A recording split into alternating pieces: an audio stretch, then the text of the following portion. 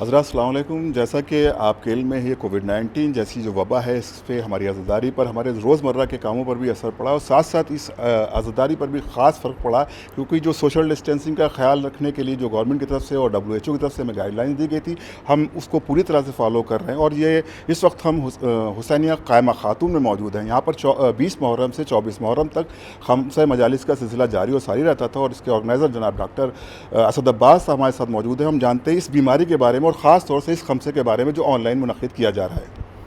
السلام علیکم.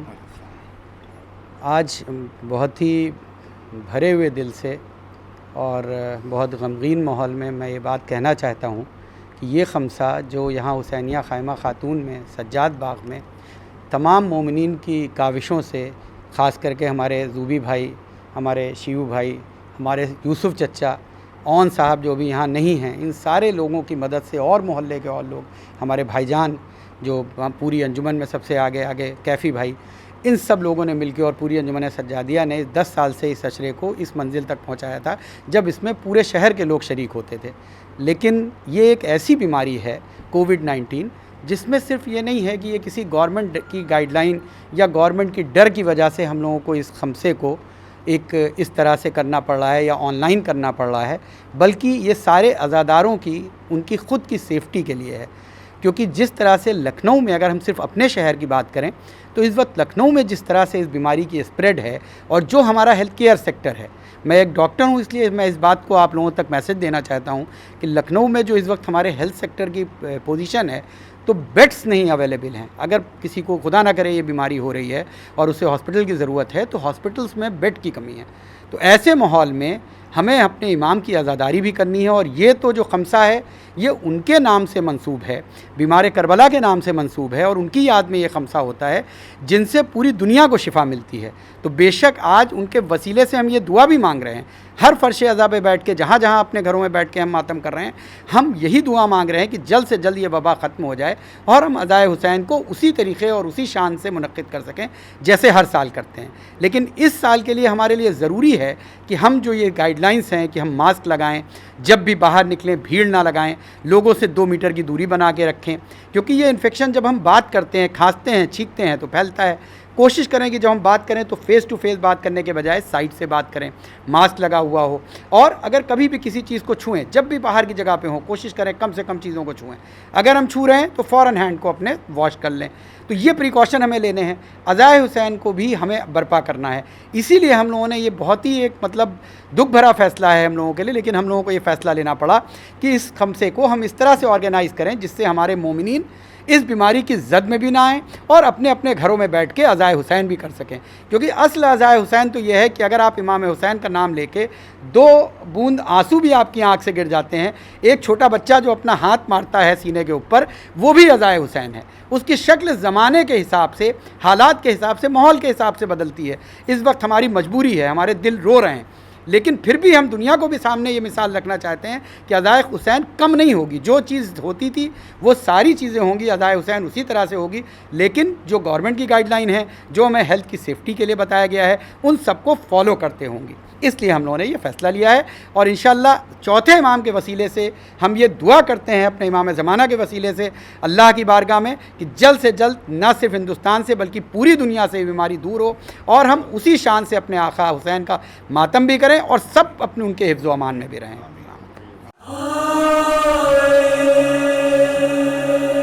جو فرش عزا پر جا کر روتی ہے چاند نکلنے پر، اس دکھیاری مادر کے لیے دل خون کے آنسو روتا ہے. اس سال ہمیں سرور کے لیے دل خون کے آنسو روتا ہے.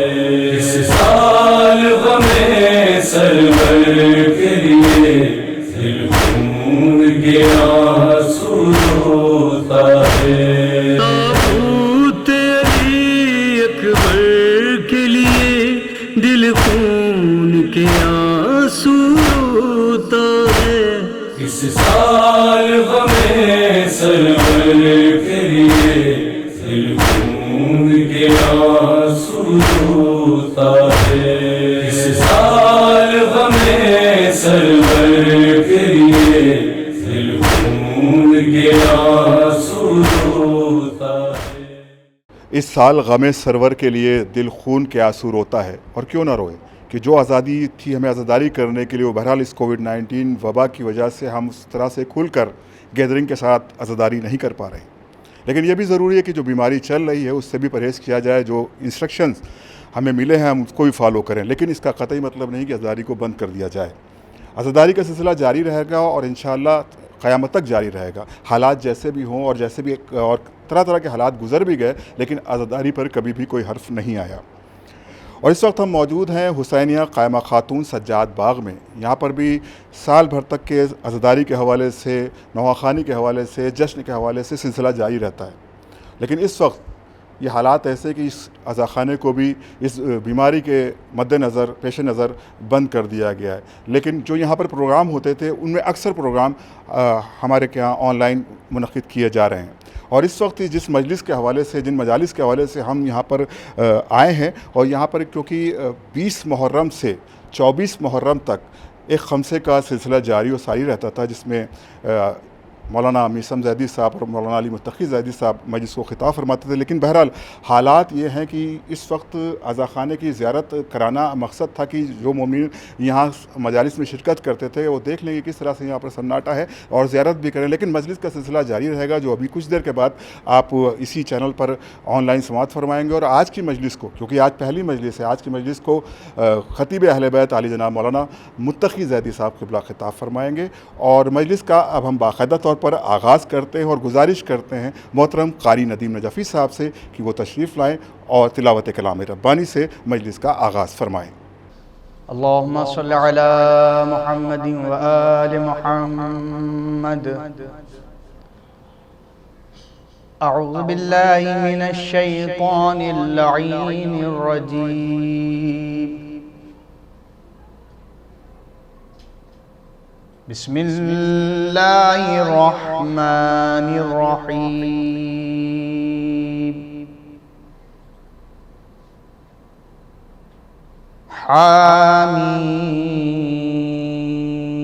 حامیم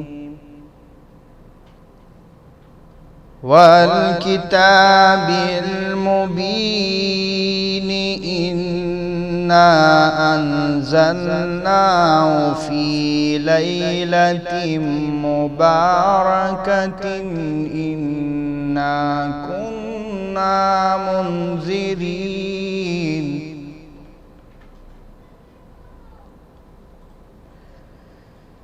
فيها يفرق كل أمر حكيم أمرا من عندنا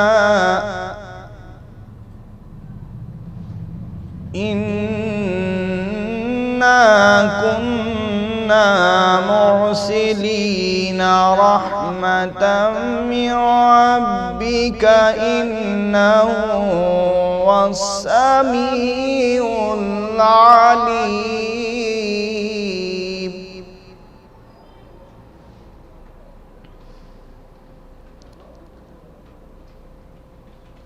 إنه هو السميع العليم رب السماوات والأرض وما بينهما إن كنتم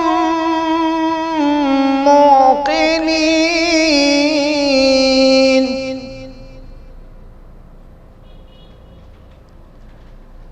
لا إله إلا هو يحيي ويميت ربكم ورب آبائكم الأولين.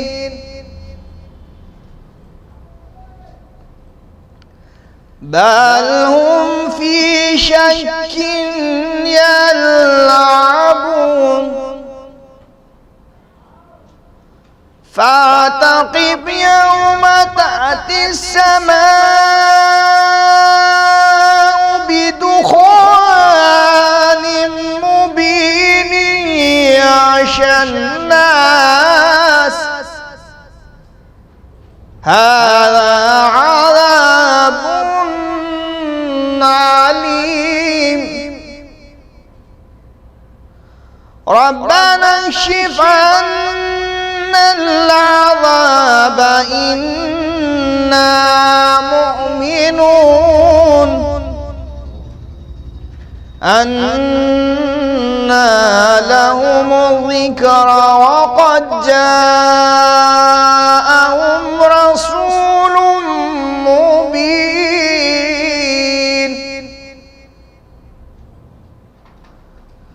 رسول مبين ثم تولوا عنه وقالوا معلم مجنون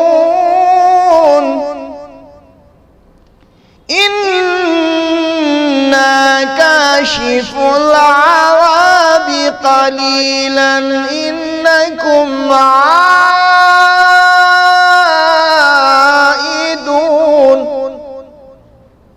يوم نبطش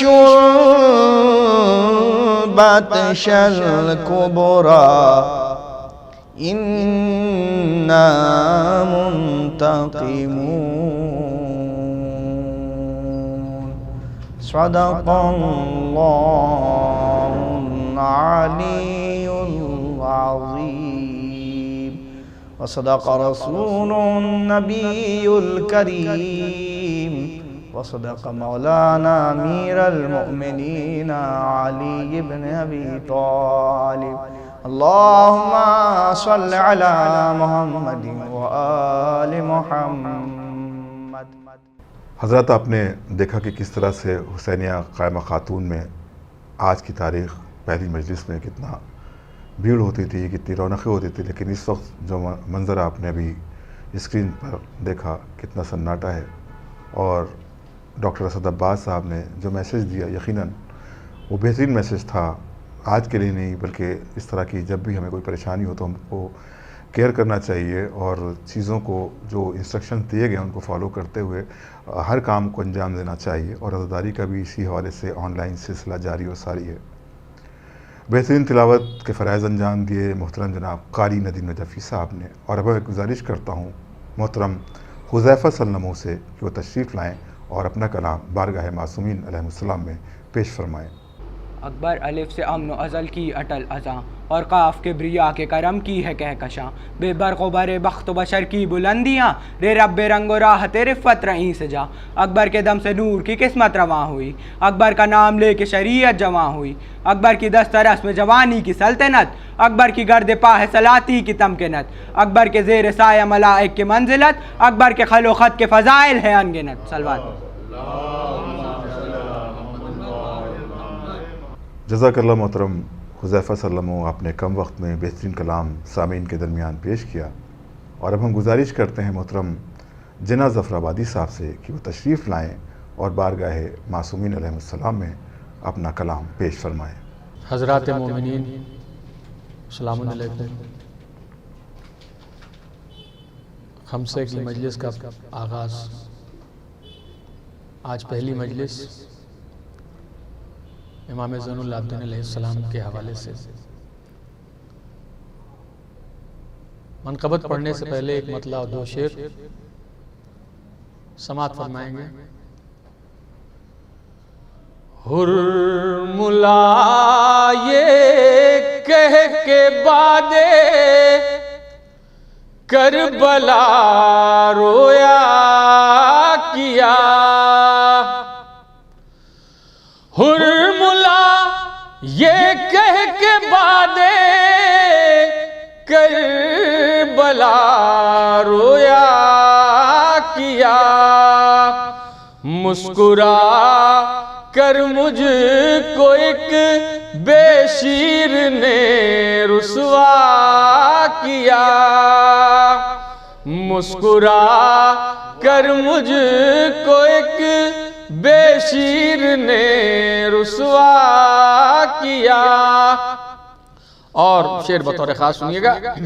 جیسے سیقل ہو رہی ہو ذوالفقار حیدری، سنیے گا آدمی بھائی، جیسے سیقل ہو رہی ہو ذوالفقار حیدری، تشنا لب اصغر لبوں پر یوں زباں پھیرا کیا، تشنا لب اصغر لبوں پر یوں زباں پھیرا کیا۔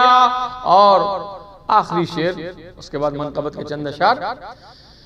تشنا لب اصغر لبوں پر یوں زباں پھیرا کیا، حشر تک پھر سارے سجدوں کی حفاظت ہو گئی، سنیے گا بزرگ بھائی، حشر تک پھر سارے سجدوں کی حفاظت ہو گئی، جب حسین ابن علی نے آخری سجدہ کیا، جب حسین، ایک مصرع بھی ہوا تھا ڈاکٹر صاحب یہی ہوا تھا، پس کربلا پہ امتحان تیری ذات زین عبا رہی، یہ خمسہ امام زین العابدین علیہ السلام کی شان میں ہوتا ہے۔ سماعت فرمائیں چند اشعار اس منقبت کے۔ مجھے موت آئی تو آ گئی، اب حضور بھائی مطلع سنیے گا بطور خاص، مجھے موت آئی تو آ گئی، میری حسرتوں کی انا رہی، مجھے موت آئی تو آ گئی، میری حسرتوں کی انا رہی، میرا جسم زیر لحد رہا، میری روح محو عزا رہی، میرا جسم زیر لحد رہا، میری روح محو عزا رہی۔ راہل بھائی آپ ظاہر امام حسین علیہ السلام میں بطور خاص سنیے گا، کربلا ہو کے بھی آپ آئیں، بطور خاص اس شعر کو سنیے گا۔ جہاں تشنگی میں حیات ہے، جہاں ایک نہر فرات ہے، جہاں تشنگی میں حیات ہے، جہاں ایک نہر فرات ہے، مجھے فکر لے کے تو چل وہاں، جہاں خاک میں بھی شفا رہی، مجھے فکر لے کے تو چل وہاں، جہاں خاک میں بھی شفا رہی، مجھے فکر۔ اور شب عاشور کے پس منظر میں، شام غریبہ کے پس منظر میں ایک شعر سنیے گا بطور خاص، کہ مجھے اس سحر کی ہو کیوں خوشی جو ظلمتوں میں گری ہوئی، مجھے اس سحر کی ہو کیوں خوشی جو ظلمتوں میں گھری ہوئی، وہی شام یاد ہے آج بھی جہاں تیرگی میں ضیاء رہی، وہی شام یاد ہے آج بھی جہاں تیرگی میں ضیاء رہی۔ اور مہدی بھائی یہ شعر سنیے گا، چلے ایسے عابد ناتواں، رہے کربلا رہے شام میں.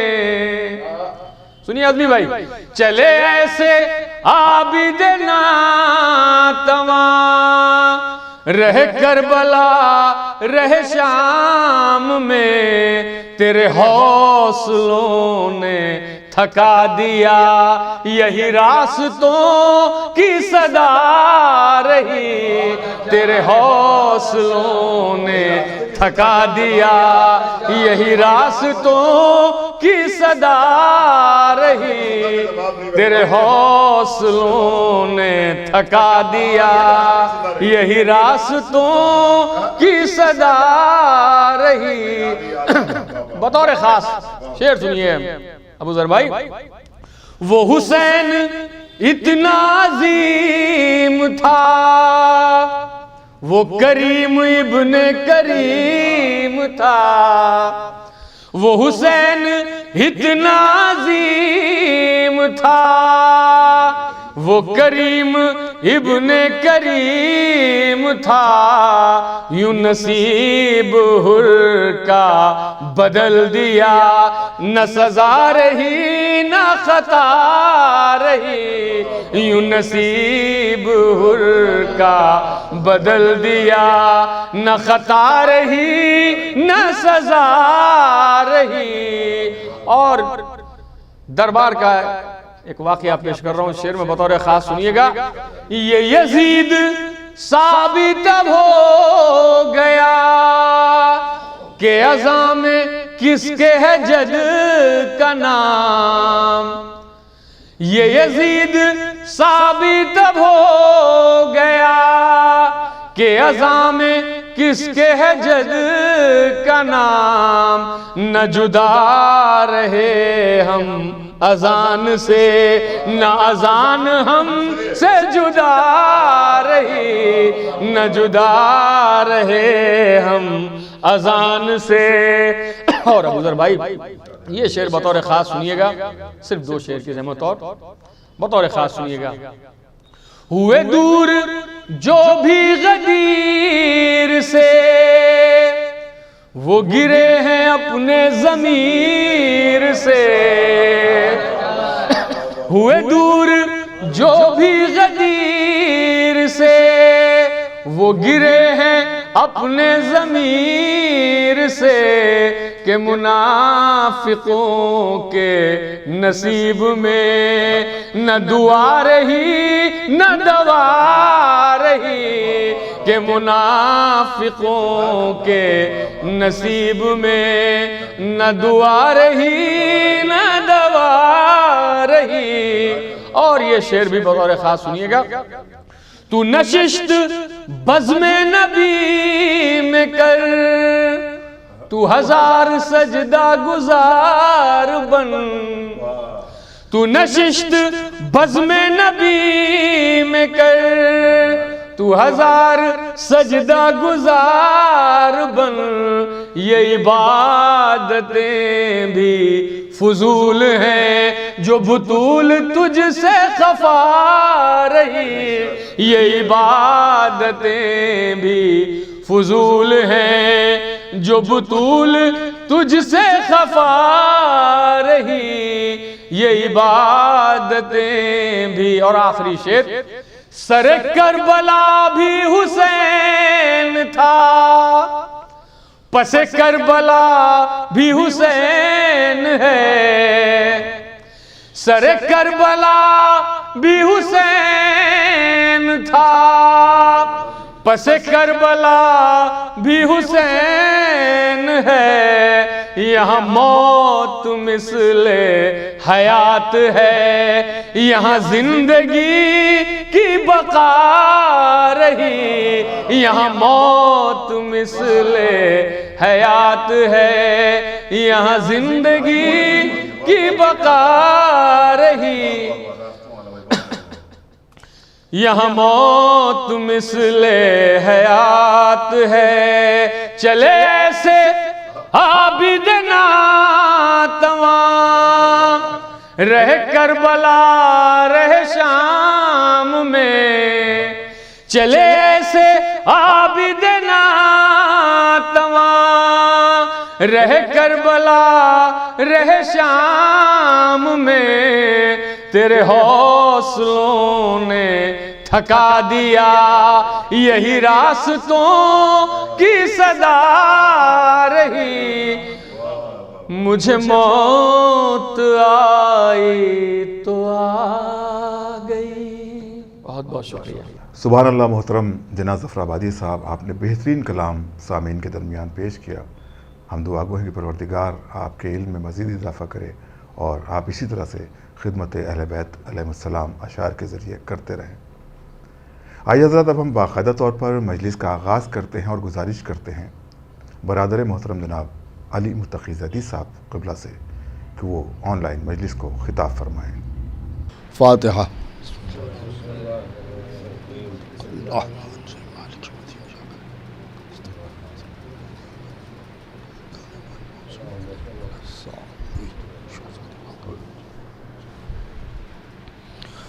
اعوذ باللہ من الشیطان اللعین الرجیم، بسم اللہ الرحمن الرحیم، والحمد للہ رب العالمین، والصلاة والسلام علی اشرف الانبیاء والمرسلین، خاتم النبیین، سید الوصیین، محب الغرباء والفقراء والمساکین، رحمت للعالمین، رسول الثقلین، امام الحرمین، صاحب قاب قوسین، محبوب رب المشرقین والمغربین، جد الحسن والحسین، مولانا و مولا الثقلین، ابی القاسم محمد صلی اللہ علیہ وسلم، وآل بیتہ الطیبین الطاہرین المعصومین المظلومین المنتخبین المنتجبین، الذین اذھب اللہ عنہم الرجس وطہرہم تطہیرا،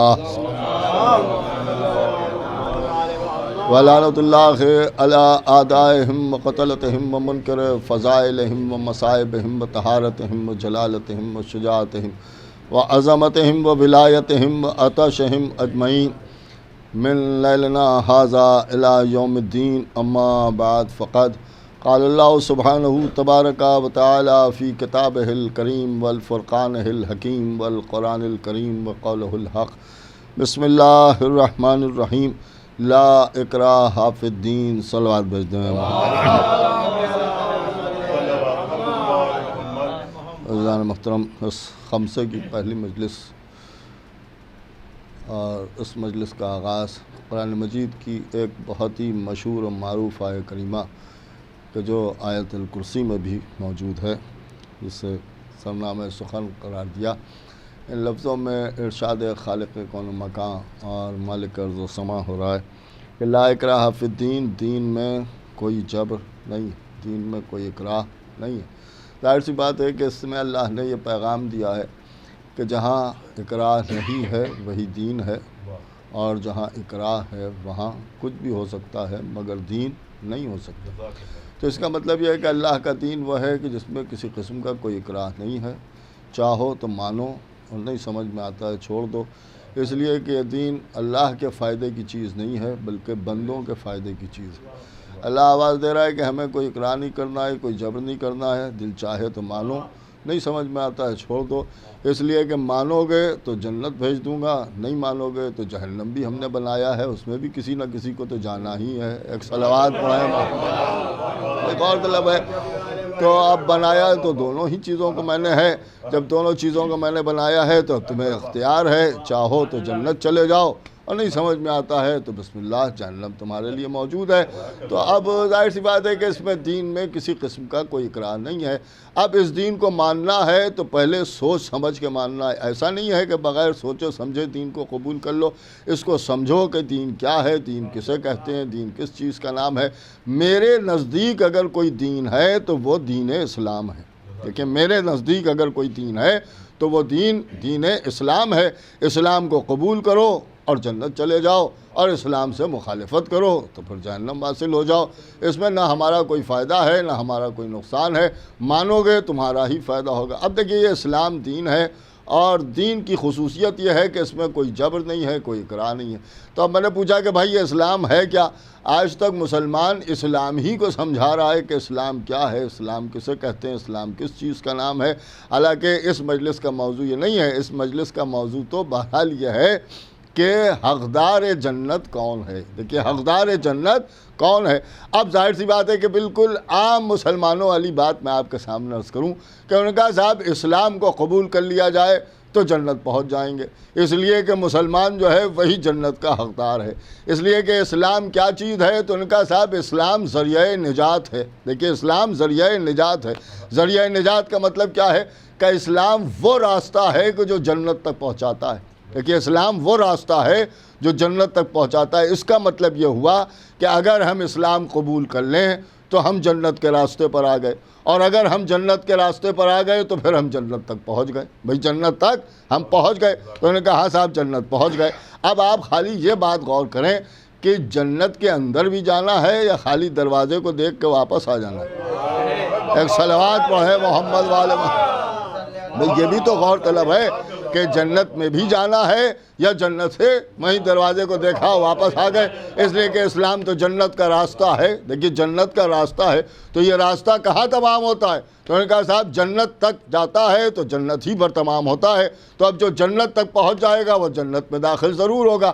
تو اس سے ایک بات ہماری سمجھ میں آئی کہ بھائی جو اسلام قبول کر لے گا وہ جنت چلا جائے گا، وہ جنت کا حقدار ہو جائے گا۔ اسلام کیسے قبول کیا جائے گا؟ تو انہوں نے کہا صاحب مسلمان ہونا پڑے گا۔ مسلمان کیسے ہوں گے؟ تو کہا لا الہ الا اللہ محمد رسول اللہ، بس یہی دو جملے ہیں، یہ کہہ لیجئے اور مسلمان ہو گئے۔ آپ مسلمان ہو گئے تو آپ جنت میں چلے گئے۔ اس کا مطلب یہ ہوا کہ جتنوں نے اسلام قبول کر لیا سب جنت پہنچ گئے۔ بھئی سب جنت پہنچ گئے؟ انہوں نے کہا ہاں صاحب سب جنت پہنچ گئے۔ اب آپ ذرا غور فرمائیں کہ اس کا مقصد یہ ہے کہ جتنے مسلمان ہیں ان سب کو جنت میں جانا چاہیے، لیکن رسول اللہ نے ارشاد فرمایا کہ میری امت کے 73 فرقے ہو جائیں گے۔ دیکھیے میری امت کے 73 فرقے ہو جائیں گے، ایک جنت میں جائے گا اور باقی سب جہنم میں جائیں گے۔ بھئی باقی سب جہنم میں جائیں گے تو مسلمان تو 73 کے 73 فرقے اپنے آپ کو کہہ رہے ہوں گے، کلمہ تو 73 کے 73 فرقے پڑھ رہے ہوں گے، تو ظاہر سی بات ہے کہ سب کو جنت میں جانا چاہیے۔ رسول کہہ رہے ہیں سب جائیں گے نہیں، ایک جائے گا۔ بھئی ایک جائے گا، تو جب ایک جائے گا تو یہ ماننا پڑے گا کہ کلمہ پڑھے یا نہ پڑھے جو جنت میں جانے والا ہے اسی کے پاس اسلام ہوگا، اور باقی کسی کے پاس اسلام نہیں ہوگا۔ ایک بات ہماری سمجھ میں آئی کہ خالی کلمہ پڑھ لینے سے مسلمان نہیں ہوتا ہے۔ دیکھیے کلمہ پڑھ لینے سے مسلمان نہیں ہوتا ہے، جنت کا حقدار نہیں ہوگا خالی کلمہ پڑھ لینے سے۔ اب مسلمانوں کے 73 فرقے ہوں گے، ایک جنت میں جائے گا۔ اب جو ایک جنت میں جائے گا وہی حقدار جنت ہوگا، وہی حقدار جنت ہوگا۔ اب یہ تلاش کیجئے کہ وہ ایک کون ہے جو جنت میں جائے گا۔ بھئی وہ ایک کون ہے جو جنت میں جائے گا؟ اب یہاں کے اوپر معاملہ پھنس جاتا ہے، الجھ جاتا ہے۔ انہوں نے کہا کہ صاحب کیا کریں؟ اس لیے کہ رسول اللہ نے نام تو بتایا نہیں۔ میرا سوال ہے کہ جب رسول اللہ کو یہ معلوم تھا کہ میری امت کے 73 فرقے ہو جائیں گے تو یہ بھی معلوم تھا کہ کون سا فرقہ جنت میں جائے گا؟ کہاں معلوم تھا؟ جب معلوم تھا نام لے لیتے، ہم کسی کا نام لے لیتے، شیعوں کا نام لے لیتے، سنیوں کا نام لے لیتے، دیوبندیوں کا نام لے لیتے، کسی کا بھی نام لے لیتے، تو جس کا نام لے لیتے سب کی سمجھ میں آ جاتا کہ وہ جنت میں جائے گا۔ لڑائی تو نہ ہو رہی ہوتی، جھگڑا تو نہ ہو رہا ہوتا، اتحاد تو قائم رہتا۔ ایک صلوات پڑھے محمد والے۔ بھائی اتحاد تو قائم رہتا، ایک جنت میں جائے گا۔ اب جب ایک جنت میں جائے گا تو اس کا مطلب یہ ہے کہ اگر شیعہ جائیں گے تو حنفی نہیں جائیں گے، اور حنفی جائیں گے تو دوسرے سنی نہیں جائیں گے، اور اگر سنی جائیں گے تو شیعہ نہیں جائیں گے، ایک ہی جائے گا۔ بھئی ایک ہی جنت میں جائے گا، یہ تو طے ہے، سب جائیں گے نہیں، دوسری کوئی ویکنسی نہیں ہے۔ اچھا اگر آپ مسلمانوں میں دیکھیں تو جس فرقے سے آپ پوچھیں جنت میں جانے والا کون ہے؟ ہم۔ آپ غور فرما رہے ہیں ہم۔ اچھا دوسرا؟ انہوں نے کہا نہیں وہ نہیں۔ یہاں پر کوئی اتحاد نہیں سمجھ میں آتا۔ آپ غور کر رہے ہیں؟ یعنی جو لوگ دعویٰ کر رہے ہیں کہ ہم جنت میں جائیں گے وہ یہاں پر یہ بھی نہیں کہتے ہیں کہ اچھا آپ کو بھی لیتے چلیں گے، اس لیے کہ جانتے ہیں کہ اگر آپ کو ساتھ لے لیا تو آپ چلے جائیں گے، ہم رہ جائیں گے۔ ایک صلوات پڑھے محمد والے۔ ایک جائے گا، بھائی ایک جائے گا۔ آپ غور کر رہے ہیں؟ اس کا مطلب یہ ہے کہ سارا اتحاد یہی ہے ان کے پیچھے بھی نماز پڑھ لو تو کوئی حرج نہیں، ان کے پیچھے بھی نماز پڑھ لو تو کوئی حرج نہیں، ان کے ساتھ روزہ کھول لو تو کوئی حرج نہیں، یہاں نماز سب کے پیچھے پڑھ لیں گے، روزہ سب کے ساتھ کھول لیں گے، ہیں عبادتیں سب کے ساتھ کر لیں گے، شادیوں میں سب کی شریک ہو جائیں گے، مگر جب جنت جائیں گے تو اختلاف کرتے ہوئے جائیں گے، اتحاد کرتے ہوئے نہیں جائیں گے۔ ایک صلوات پڑھیں محمد والے محمد، غور طلب ہے یا نہیں ہے؟ تو اب 72 فرقوں میں اتحاد ہوگا، اور ایک فرقہ جو جنت میں جائے گا وہ اتحاد کی بدولت نہیں جائے گا، اختلاف کی بدولت جائے گا۔ دیکھیے اختلاف کی بدولت جائے گا۔ آپ غور کر رہے ہیں؟ جو لوگ اتحاد پر زور دے رہے ہیں انہیں سمجھنا چاہیے کہ جو جنت جائے گا وہ اتحاد کی بدولت نہیں جائے گا، اختلاف کی بدولت جائے گا۔ اس کا مطلب یہ ہے جو ایک جنت میں جائے گا وہ سب سے الگ ہوگا۔ دیکھیے وہ سب سے الگ ہوگا۔ اب یہ دیکھیے کہ کن معنوں میں کون سب سے الگ ہے۔ تو اب لوگوں نے کہا اعمال کی بنیاد پر جنت جائیں گے، اعمال کی بنیاد پر جنت جائیں گے۔ اعمال سے مراد کیا ہے؟ کہا صاحب نماز ہے، روزہ ہے، حج ہے، زکوٰۃ ہے، اسی کو لوگ اعمال سمجھتے ہیں۔ کردار سنوارنے میں اعمال نہیں یاد رہتے ہیں، کسی کا حق غصب کر لینے میں اعمال سمجھ میں نہیں آتے ہیں، کسی کا مال چپکے سے رکھ لینے میں کوئی اعمال نہیں سمجھ میں آتے ہیں۔ آپ غور کر رہے ہیں؟ اب یہ کہ اعمال کیا ہے؟ ان کا صاحب نماز، بڑا لوگ ڈھنڈورا پیتے ہوئے ہیں نماز کا۔ میں نے پوچھا نماز پر جنت ملے گی؟ کہنے لگے ہاں ملے گی۔ تو نماز تو 73 کے 73 فرقے پڑھ رہے ہیں۔ یہ بحث تو بات کی ہے کہ ہاتھ کھول کے پڑھ رہے ہیں یا ہاتھ باندھ کے پڑھ رہے ہیں، اور اس میں اگر آپ پھنس گئے تو اختلاف شروع ہو جائے گا۔ آپ تو اتحاد کے پجاری ہیں۔ ایک صلوات پڑھیں محمد والے محمد۔ تو بھائی نماز کے اوپر معاملہ یہ ہے کہ جب نماز سب پڑھ رہے ہیں تو نماز پر تو جنت نہیں ملے گی، اس لیے کہ اگر نماز پر جنت ملے گی تو سب کو ملنا چاہیے۔ روزہ سب جگہ ہے، کوئی پہلے کھول رہا ہے کوئی بعد میں کھول رہا ہے، لیکن روزہ تو سب رکھ رہے ہیں نا بھئی، سبھی رکھ رہے ہیں۔ تو جب روزہ سب رکھ رہے ہیں تو جو عمل سب کر رہے ہیں اس پر اگر جنت ملے گی تو سب کو ملنا چاہیے۔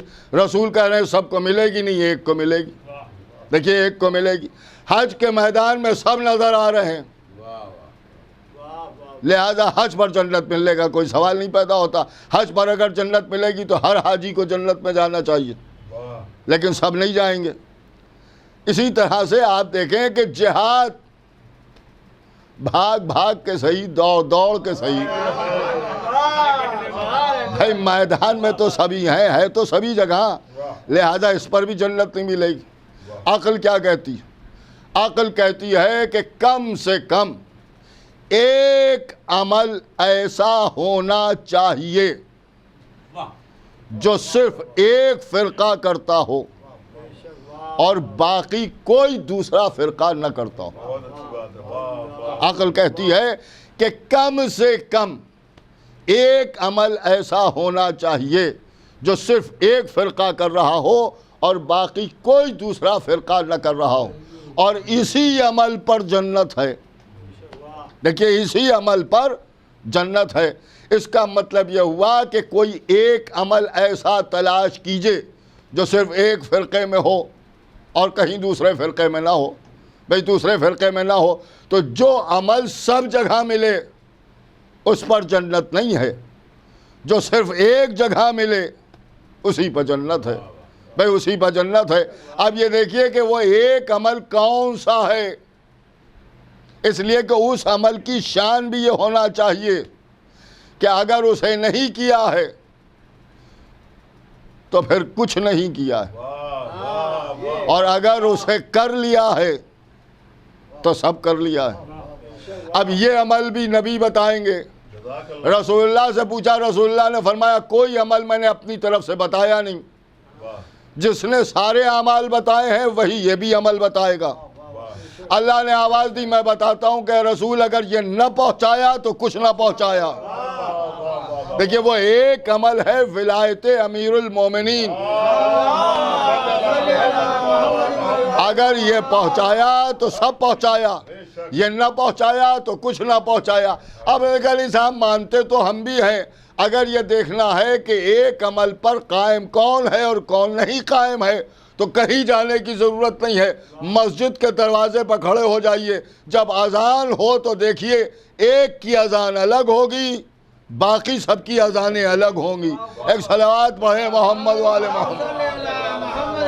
اب دیکھیے یہ تو بہت آسانی سے میں نے بات آپ کے سامنے کہہ دی، اب جب میں نے یہ کہہ دیا تو لوگوں نے کہا نہیں یہ تو کوئی بات ہی نہیں ہوئی، اس لیے کہ جو صوفی ہیں وہ بھی علی ولی اللہ تو کہتے ہیں، ان کے ہاں تو کیا کہنا ولایت کا، اور اب تو ولایت اتنی عام ہو گئی ہے کہ گلی گلی شہر شہر ملک ملک ولایت ہے، لہذا یہ بھی ولی وہ بھی ولی وہ بھی ولی وہ بھی ولی، اور ان کا صاحب علی تو ولی اللہ ہیں، ولایت تو انہی سے چلی ہے۔ دیکھیے ولایت تو انہی سے چلی ہے، لہذا علی کو تو ولایت ظاہر سی بات ہے کہ سبھی مان رہے ہیں، تو اس کا مطلب یہ ہے کہ علی ولی اللہ سب کہہ رہے ہیں، دیکھیے سب کہہ رہے ہیں۔ اب اگر آپ کہیں ماتم مجلس تو ہر قوم پکارے گی ہمارے حسین، حالانکہ کسی قوم کو پکارنے کا حق ہی کیا ہے؟ ایک صلوات پڑھیں محمد والے محمد۔ یہ حق ہی کیا ہے؟ یہ حق تو صرف ہم ہی کو ہے کہ ہم حسین حسین کہیں، اور یہ حق ہمارا ہے اور کسی اور کا حق نہیں ہے۔ پوری توجہ سنیے گا، کسی مجلس میں انشاءاللہ آپ کے سامنے عرض کروں گا کہ کسی کو یہ حق ہی نہیں ہے یا حسین کہنے کا، یہ تو صرف ہمارا ہی حق ہے۔ دیکھیے یہ صرف ہمارا ہی حق ہے اور کسی کا حق نہیں ہے۔ اب یہ بات کہ صاحب ایک عمل تو میں سمجھتا ہوں کہ تولا بھی آپ کو کئی جگہ مل جائے گا، مگر تبرہ صرف ہمارے ہاں ملے گا۔ اب معلوم ہوا نجات صرف اس کی ہوگی جو دشمنان اہل بیت پر لعنت کرے گا۔ ایک صلوات بھیجتے ہیں محمد والے۔ اب دیکھیے بس دو چار باتیں آپ کے سامنے عرض کر دوں، اس لیے کہ بہت زیادہ آپ کے سامنے نہیں عرض کرنا کہ ان کا صاحب حقدار جنت کون؟ آپ نے تو خود ہی حق چھوڑ دی، جنت کا حق تو خود ہی چھوڑ دی۔ دیکھیے سب حقدار تھے، رسول اللہ جب معراج پر تشریف لے گئے، یہ حدیث پر دیکھیے عجیب غریب حدیث ہے، تو خداوند عالم نے ارشاد فرمایا کہ محمد تم میرے حبیب ہو، میرے نبی ہو، میں نے تمہیں صاحب معراج بنایا، میں نے تمہیں یہاں تک بلایا، میں نے جنت اور کوثر دکھایا، سب کچھ دکھایا، تمہاری امت بھی ہے۔ دیکھیے عجیب جملہ ہے خداوند عالم کا، خداوند عالم ارشاد فرما رہا ہے کہ میں تمہاری امت کے ہر شخص کو جنت میں داخل کر دوں گا، ہر شخص کو جنت میں داخل کر دوں گا، سوائے اس کے کہ جو جنت میں جانے سے خود انکار کر دے۔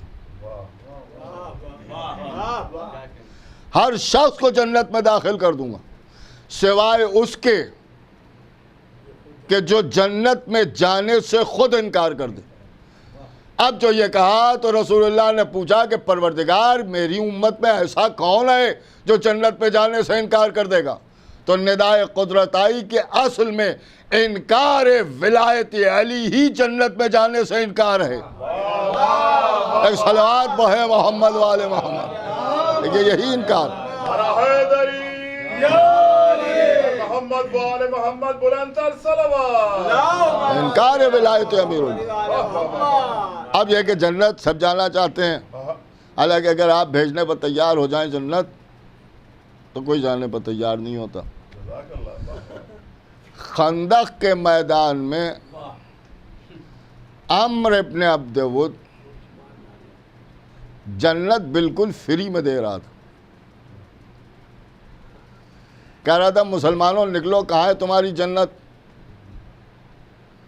یا ہمیں قتل کر دو اور جنت لے لو، اور یا ہمارے ہاتھوں سے قتل ہو جاؤ اور جنت لے لو۔ دیکھیے کتنی آسان جنت تھی، کفر کو قتل کر دیا جائے تو جنت، اور کفر کے ہاتھوں سے قتل ہو جایا جائے تو جنت، مر گئے تب بھی جنتی، مار دیا تب بھی جنتی۔ ان کا مار دو گے تو غازی کہلاؤ گے، غازی کے لیے جنت ہے، اور ہمارے ہاتھوں سے قتل ہو گئے تو شہید کہلاؤ گے، شہید کے لیے جنت ہے۔ تو جنت تو تمہارے لیے دونوں طریقے سے ہے، تم تو فائدے میں ہو، نکلو لو جنت۔ عمر کہہ رہا تھا آؤ، رسول اللہ کہہ رہے تھے جاؤ، نہ اس کی آؤ پر کوئی آ رہا تھا، نہ نبی کی جاؤ پر کوئی جا رہا تھا۔ اس کا مطلب یہ ہے کہ جنت پر یقینی نہیں تھا، اچھا ہوتا بھی کیسے، دیکھی تو تھی نہیں، اور آگے دیکھنے کی کوئی امید بھی نہیں تھی، لہذا جنت میں ہم نے جانے کی کوئی سوال ہی نہیں پیدا ہوتا تھا، کوئی اٹھا ہی نہیں۔ رسول کہہ رہے تھے جاؤ جاؤ جاؤ، کوئی نہیں جا رہا تھا۔ حضرت علی بار بار اٹھتے تھے، علی بار بار اٹھتے تھے، رسول کہتے تھے بیٹھ جاؤ۔ یہ بیٹھ جاؤ کہنے کا مطلب یہ تھا کہ یہ حقدار جنت بنا رہا ہے، اور تم حقدار جنت نہیں ہو، مالک جنت ہو۔ صلوات ہے محمد والے محمد۔ لہذا ابھی تم نہ جاؤ، ابھی تم بیٹھو، یا علی تم بیٹھو، ابھی تو جنہیں جنت چاہیے ہے وہ جائیں۔ اور کوئی جا نہیں رہا تھا، دیکھیے کوئی جا نہیں رہا تھا، عجیب و غریب منزل تھی۔ عامر بلا رہا تھا، اور جب کوئی اصحاب میں سے نہیں نکلا تو پھر کیا ہوا؟ جناب صادق نقوی صاحب عجیب و غریب، ساجد نقوی صاحب عجیب و غریب بات یہاں کے اوپر تحریر فرماتے ہیں، بیان کرتے ہیں، بہت بڑے عالم ہیں، اور ظاہر سی بات ہے کہ سیریا میں بہت دن تک انہوں نے درس دیا ہے۔ بڑی خوبصورت بات انہیں سے میں نے سنی ہے، میں آپ کے سامنے عرض کر رہا ہوں کہ جب کوئی اصحاب میں سے نہیں نکلا تو اس نے آواز دی کہ رسول آپ نکل آئے۔ رسول اللہ نے آواز دی، اچھا میں نکل آؤں، مجھے جنت تھوڑی چاہیے، جنت تو میرے صدقے کا نام ہے، جنت تو میرے صدقے کا نام ہے۔ اس کے بعد اس نے کہا کہ آپ بھی نہیں آتے ہیں تو آپ اپنے اللہ کو بھیج دیجئے، اور جیسے ہی کہا کہ اپنے اللہ کو بھیج دیجئے، اب نبی نے اصحاب کی طرف سے نظریں گھمائیں اور علی کی طرف دیکھا، اور اس کے بعد فرمایا یا علی اب تم اٹھو، یا علی اب تم اٹھو۔ لوگوں نے کہا دیکھیے کیا کہہ رہے ہیں، بس سیدھی سیدھی بات ہے۔ اس نے کہا کہ آپ اپنے اللہ کو بھیج دیجئے۔ نبی نے علی سے کہا اب تم جاؤ، کیونکہ یہ اللہ کے ہاتھ سے قتل ہونا چاہتا ہے۔ ایک صلوات بھیجیں محمد والے محمد۔ لہذا اب وہ جائے گا جو ید اللہ ہو۔ ایک اور صلوات بھیج دیں محمد والے۔ اب یہ اللہ کے ہاتھوں سے قتل ہونا چاہتا ہے، لہذا علی تم جاؤ۔ اور پھر حضرت علی علیہ السلام آئے، اور حضرت علی علیہ السلام نے اسے واصل جہنم کیا۔ بس آپ یوں سمجھ لیں کہ جتنی آسانی سے میں نے پڑھ دیا اور آپ نے سن لیا، اس سے زیادہ آسانی سے علی نے اسے قتل کر دیا۔ ایک صلوات پہنچتے ہیں محمد والے محمد، ایک باواز بلند صلوات بھیجتے ہیں محمد، کہ یہ ہے جنت۔ اور علی ابن ابی طالب علیہ السلام نے عمرو ابن عبد ود کو قتل کر دیا۔ اب یہ کہ آل محمد کی فضیلت ہی نہیں سمجھ میں آتی، یہ ایک الگ مسئلہ ہے۔ یہ ایک عجیب و غریب بات ہے کہ جب آل محمد کے فضائل بیان کیے جاتے ہیں تو لوگ اس میں بحث کرنے لگتے ہیں، یہ کیسے وہ کیسے، اور یہاں پر کیا بیان کیا وہاں پر کیا، اور اس کے بعد دعوی جنت بھی ہے کہ ہم جنت میں جائیں گے۔ آل محمد کو چھوڑ کے کوئی جنت میں جانے کی تو سوچے بھی نہ۔ جنت اگر ہے تو صرف حسین کے قدموں میں ہے، اور یہ ثابت کر دیا جناب حر نے۔ یہی تو فرمایا تھا کہ ایک طرف جنت دیکھتا ہوں، ایک طرف جہنم دیکھتا ہوں، مجھے جہنم میں جانا گوارا نہیں ہے، میں تو جنت جاؤں۔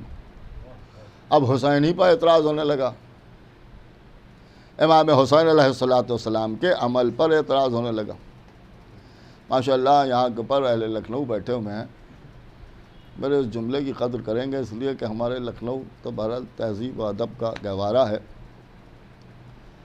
اور میں سمجھتا ہوں کہ اس جملے کو آپ کے علاوہ کوئی سمجھے گا بھی نہیں، اور جو نہ سمجھے تو اس سے میری ایک ہی گزارش ہے کہ اگر نہ سمجھ میں آئے تو اعتراض کرنے سے پہلے کسی اہل ادب سے جو لکھنؤ سے تعلق رکھتا ہو پوچھ لے تو اس کی سمجھ میں آ جائے گا۔ آج امام حسین علیہ السلام کے عمل کے اوپر اعتراض ہو رہا ہے۔ پاکستان میں ایک مولوی نما شخص ہے جس کا نام میں اپنی لکھنوی زبان میں لے لوں، میاں جواد نقوی۔ اس میاں پہ غور کیجیے گا، اس لیے کہ نام سے پہلے لگایا ہے، نام کے بعد نہیں لگایا ہے۔ ایک صلوات پڑھیں محمد والے محمد۔ یہ ہم اہل زبان ہیں، اس مسئلے کو آپ ہی حضرات سمجھ سکتے ہیں، اور انہی نے امام حسین علیہ السلام کے لیے لفظ جرم استعمال کیا ہے۔ لفظ جرم استعمال کیا ہے، کلپ میرے پاس موجود ہے۔ اور مزے کی بات یہ ہے کہ ایک لفظ بارگاہ ہے جو اللہ کے لیے بھی استعمال کیا ہے اور یزید کے لیے بھی استعمال کیا۔ آپ غور کر رہے ہیں امام حسین علیہ السلام کا جرم کیا تھا؟ اگر یہ آپ کو نہیں معلوم ہے تو مجلس پڑھنے کا حق ہی کیا ہے؟ ہم تو حسین کو بے جرم و خطا مانتے ہیں، ہمیں کیا معلوم کہ جرم کیا ہے؟ اور اس کے بعد انہوں نے کہا کہ صاحب انکار بیعت، یہی جملہ ہے، انکار بیعت اللہ کی بارگاہ میں تو جرم نہیں ہے، لیکن معاذ اللہ یزید کی بارگاہ۔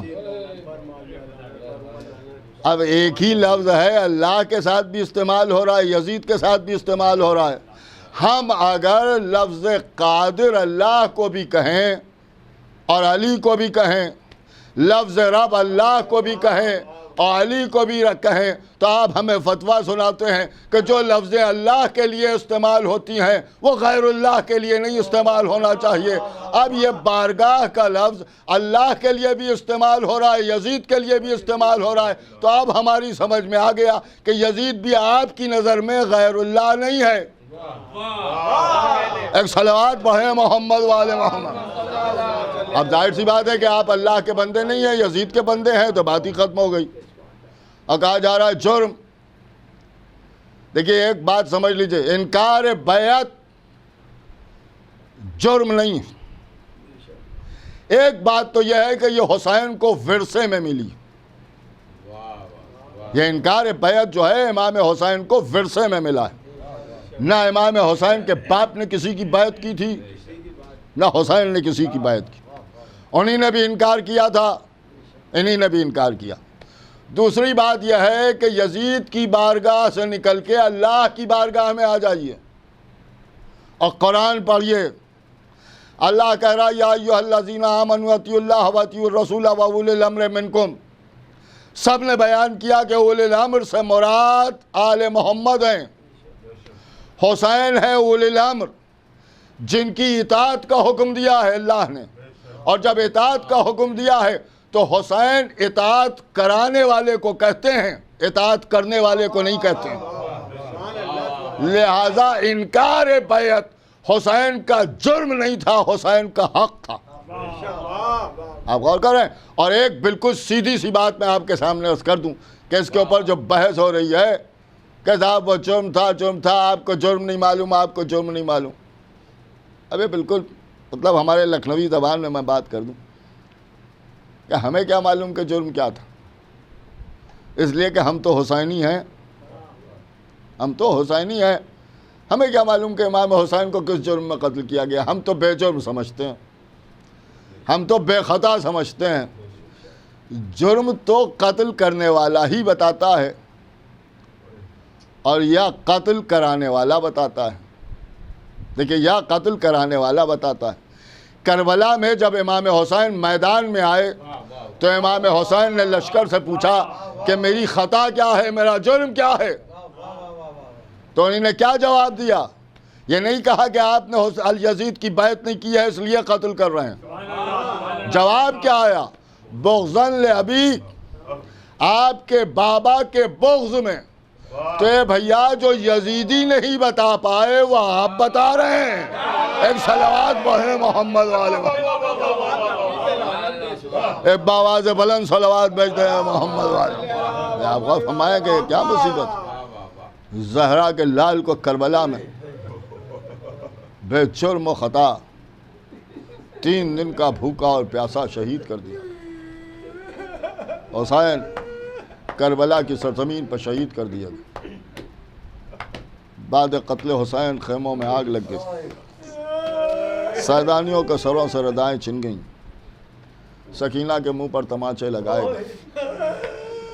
11ویں محرم کو ایک قافلہ چلا گیا، منزلوں پر منزلیں طے کرتا ہوا یہ قافلہ جا رہا ہے۔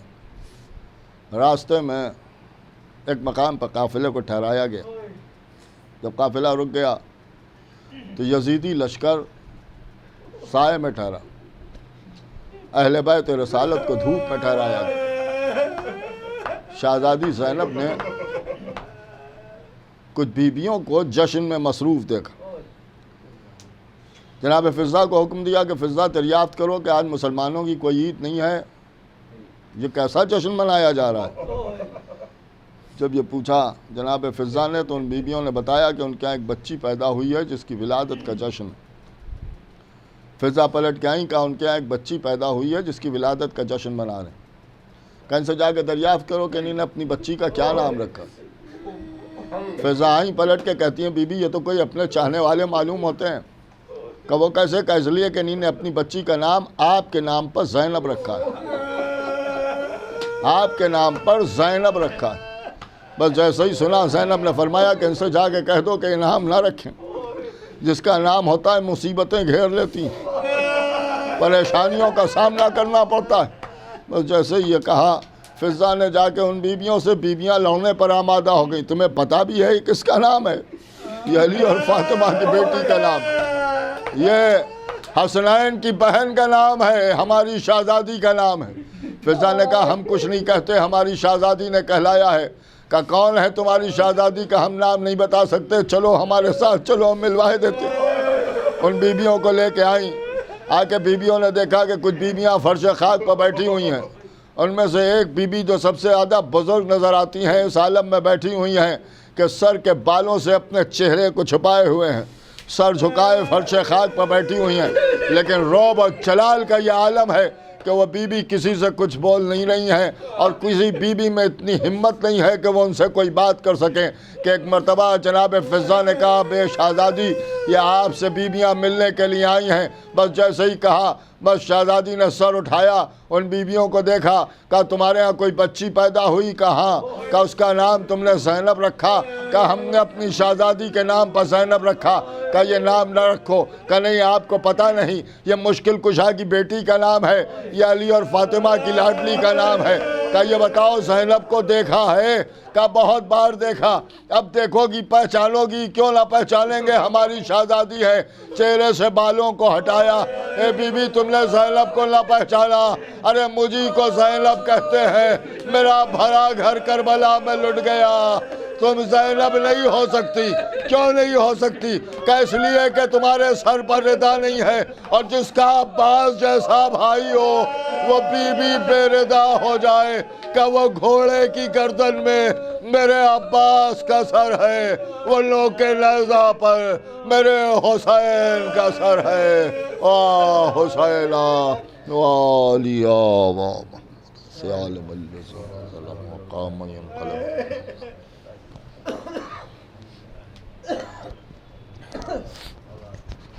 جزاک اللہ محترم خطیب صداقت عالی جناب مولانا متقی زیدی صاحب، آپ نے بہترین بیان سامعین کے درمیان پیش کیا، اور جو ان حالات میں آپ نے جو جوابات دیے ہیں ان حضرات کو جو عزاداری پر حملے کر رہے ہیں، معصومین پر حملے کر رہے ہیں اپنی تقریر کے ذریعے، اپنے عمل کے ذریعے، پروردگار ان سب کو نیست و نابود کرتے ہیں۔ اور اب ہم گزارش کرتے ہیں نوحہ خوانی کے لیے محترم سید شہباز علی صاحب سے کہ وہ تشریف لائیں اور نوحہ سامعین کے درمیان پیش فرمائیں۔ میں بنت علی ہوں، اے شام کے لوگوں، میں بنت علی ہوں، میں وارث تطہیر ہوں، میں وارث تطہیر ہوں، ناموس نبی ہوں، اے شام کے لوگوں، میں بنت علی ہوں، اے شام کے لوگوں، میں بنت علی ہوں، اے شام کے لوگوں، میں بنت علی ہوں، میں وارث تطہیر ہوں، میں وارث تطہیر ہوں، ناموس نبی ہوں، اے شام کے لوگوں، میں بنت علی ہوں، اے شام کے لوگوں، میں بنت علی ہوں۔ بازار سے دربار میں لے آئے ہو مجھ کو، چاہوں تو جلا سکتی ہوں خطبوں سے میں تم کو، صابر کی بہن ہوں جو میں خاموش کھڑے ہوں، اے شام کے لوگوں میں بنت علی ہوں، اے شام کے لوگوں میں بنت علی ہوں، افسوس کنیزی میں اسے مانگ رہے ہو، تم جس کے غلاموں کی غلامی میں رہے ہو، یہ ظلم نہ ہوگا کبھی میں زندہ بھی ہوں، اے شام کے لوگوں میں بنت علی ہوں، اے شام کے لوگوں میں بنت علی ہوں، تم اپنے پیغمبر کو اگر دیکھنا چاہو، نیزے پہ جو یہ سر ہے اسے غور سے دیکھو،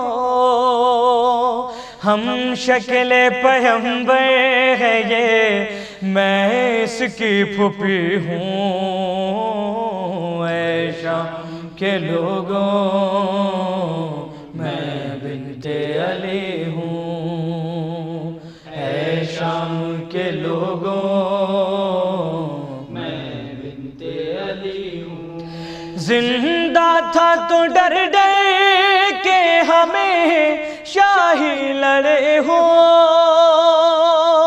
اب سر ہے تو ہونٹوں پہ چھڑی مار رہے ہو، تم کتنے بہادر ہو میں یہ دیکھ رہی ہوں، اے شام کے لوگوں میں بنت علی ہوں، اے شام کے لوگوں میں بنت علی ہوں، اور اس سے کٹھن وقت کیا ہوگا میرے معبود، فضا کے طرفدار ہے دربار میں موجود، میں پشت پہ فضا کے کھڑی دیکھ رہی ہوں، اے شام کے لوگوں میں بنت علی ہوں، اے شام کے لوگوں میں بنت علی ہوں، زہرا کو بھی دربار میں تم نے تھا بلایا، دربار میں بھی ہوں مگر فرق ہے اتنا، ہر پردے میں تھی وہ اور میں بے پردہ کھڑی ہوں، اے شام کے لوگوں میں بنت علی ہوں، اے شام کے لوگوں میں بنت علی ہوں، زنجیروں میں جکڑا جو یہ بیمار کھڑا ہے، سجدہ اس کعبے کی فصیلوں نے کیا ہے، منصب میں بڑا وہ ہے میں رشتے میں بڑی ہوں، اے شام کے لوگوں میں بنت علی ہوں، اے شام کے لوگوں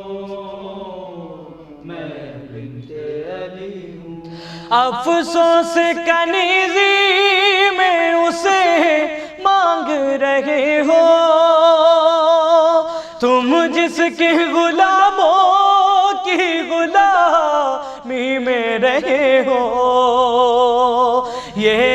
عزم نہ ہوگا کبھی میں زندہ بھی ہوں اے شام کے لوگوں میں بنت علی ہوں اے شام کے لوگوں میں بنت علی ہوں زندہ تھا تو ڈر ڈر کے ہمیں شاہی لڑے ہو اب سر ہے تو پہ چھڑی مار رہے ہو تم کتنے بہادر ہو میں یہ دیکھ رہی ہوں اے شام کے لوگوں میں بنت علی ہوں اے شام کے لوگوں میں بنت علی ہوں ہونے لگی دربار میں مشترکہ اذانیں ریحان ادھر نام نبی گونجا فضا میں بی بی نے کہا فخر سے بی بی نے کہا فخر سے میں جیت گئی ہوں میں جیت گئی ہوں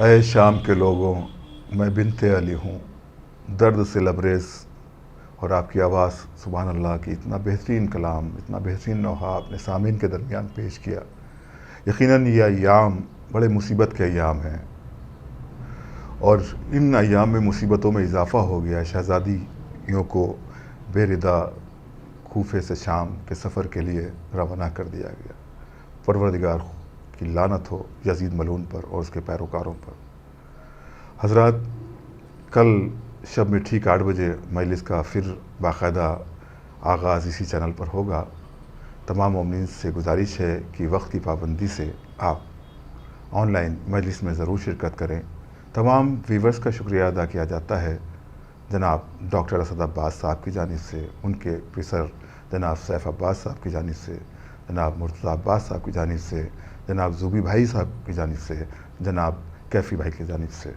انشاءاللہ کل پھر شب میں 8 بجے آپ سے ملاقات ہوگی اسی مجلس کے حوالے سے اور اس مجلس کو خطاب فرمائیں گے برادر محترم مولانا میثم زیدی صاحب قبلہ آپ سے آن لائن شرکت کی گزارش ہے خدا حافظ والسلام